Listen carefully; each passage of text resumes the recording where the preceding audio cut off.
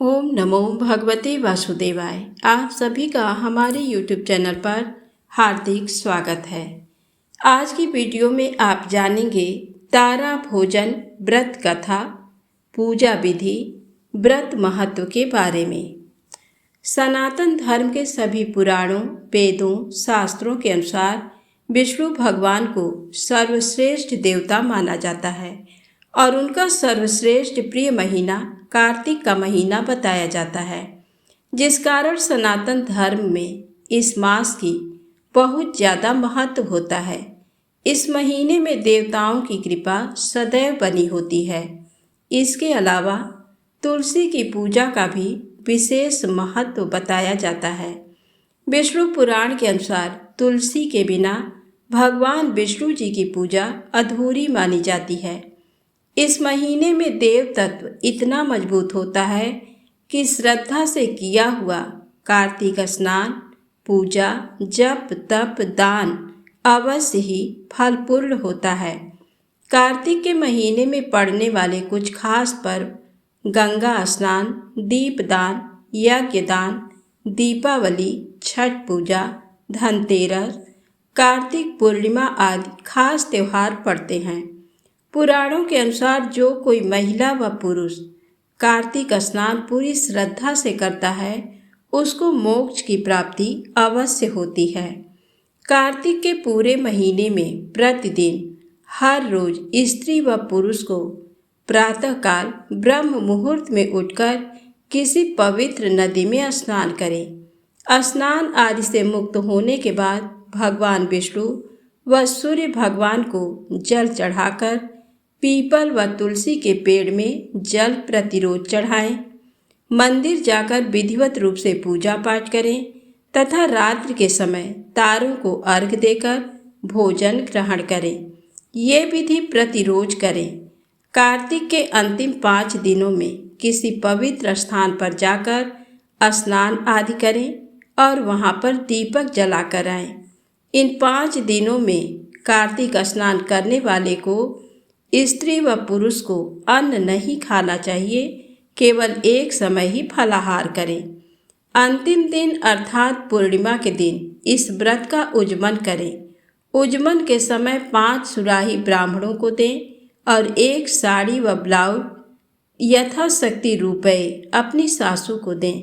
यदि सासू माँ नहीं है तो अपनी ननद, जेठानी किसी अन्य को दें। आइए सुने तारा भोजन व्रत कथा। प्राचीन काल में एक साहूकार के 3 पुत्र वधू थी, जिनमें से एक तारा भोजन का व्रत रखती थी। एक दिन उसने अपनी सासू माँ को तारा भोजन व्रत की कहानी सुनने को कहा, तो सासू ने मना कर दिया और कहा कि मुझे अभी तो अपनी पूजा पाठ करनी है। इसके बाद उसने अपनी जेठानी जी से कहा कि आप ही मेरे तारा भोजन व्रत की कथा सुन लीजिए। किंतु जेठानी ने भी मना करते हुए कहा कि अभी मुझे तो खाना बनाना है।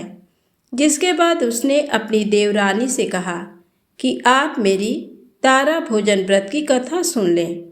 किंतु सासू और जेठानी की तरह देवरानी ने भी मना कर दिया। इसके बाद वह अपनी ननद से कहा, किंतु उसने भी उसकी नहीं सुनी। अंत में बहू हार कर नगर के राजा के पास गई और उसने कहा कि आप ही मेरी कहानी सुन लीजिए। राजा ने कहा कि मुझे अपने व्यापार के आगे समय नहीं है।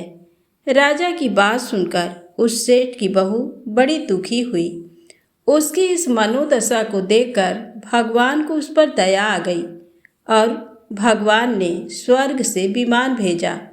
उस विमान को आते देख उसकी सासू, जेठानी, देवरानी और ननद तथा राजा उस विमान में बैठकर स्वर्ग जाने के लिए तैयार हो गए। किंतु उस बहू ने मना कर दिया। तभी उस बहू की पड़ोसन वहां आई और बोली कि मुझे भी अपने साथ ले चलो। उसने कहा, आ जाओ, क्योंकि वही एकमात्र महिला थी जिसने उस बहू के साथ साथ पूरे कार्तिक के महीने कथा सुनी थी। इसके बाद दोनों विमान में बैठकर स्वर्ग जाने लगीं। तभी उस बहू के मन में अभिमान आया कि मैंने तो कार्तिक के महीने में प्रतिरोज जल्दी उठकर स्नान आदि करके व्रत किया है और मेरी इस पड़ोसन ने केवल कहानी सुनी है, तो इसे मेरे कारण ही स्वर्गलोक जाने को मिल रहा है। सेठ की बहू के मन में ये विचार देखते ही भगवान ने उसे विमान से नीचे फेंक दिया। तब उस औरत ने भगवान जी से पूछा कि हे प्रभु, आखिर मेरा अपराध क्या है जिसके कारण आपने मुझे इस विमान से नीचे फेंक दिया। उस बहू की बात सुनकर भगवान ने कहा कि तुम्हें बहुत ज़्यादा अभिमान हो गया, जिस कारण मैंने तुझे वापस धरती पर भेज दिया। भगवान की बात सुनकर बहू भगवान के पैरों में गिरकर क्षमा याचना करने लगी।